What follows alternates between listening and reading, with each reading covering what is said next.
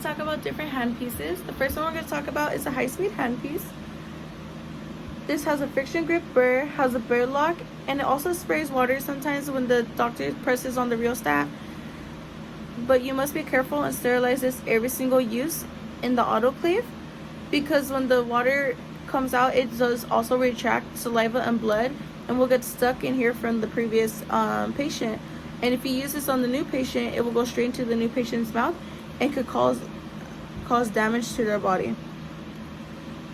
It also heats up very fast, so the water helps the cooling down of the tooth. Otherwise, the pulp and the tooth will become damaged. And it also washes down debris while drilling into the tooth. The one that we're going to be talking about is the slow speed right here. This is how you know when it's how you lock in your burrs. When it's like this, it means that you can put your burr in up here, and once you're done putting it in, you just press this down over here and it looks like that, and that means it's locked.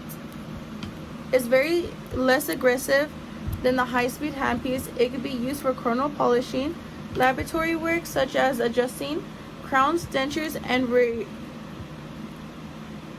retainers. A different characteristic it has is a contour angle attachment. A slow speed motor and is a latch type. You can also use prolaxic treatment by using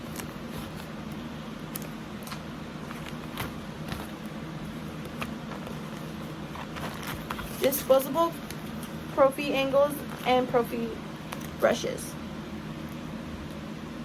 You put the polish in here and go over the teeth very lightly and remove all the stains.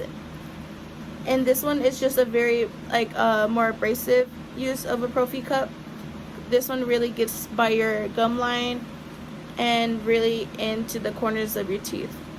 The next handpiece we're going to talk about is the aeration right here.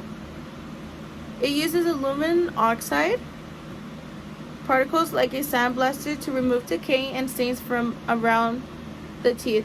It has been around since 1940. It's pain-free or less painful. There's no numbing needed for the patients. It will not remove healthy teeth and can do crowns or fillings. That's what it looks like. This handpiece we're going to talk about is the laser handpiece. It uses a laser light to control and cauterize tissue, removes tooth structure, decay, and tissue. No numbing is needed for the patient. It is most likely painless. It won't go too far in the tooth because it's mostly used for surface cavities, because the deeper the cavity is, the longer the procedure takes. So it's just used for surface cavities. That's what we're going to talk about is the ultrasonic right here. It removes calculus and several other types of debris such as cement. It uses waters and vibrations of waves to remove calculus, cement, and other forms of debris from the patient's mouth. It usually is used for root cleanings, and it must be sterilized in the ultrasonic and cavatron each time.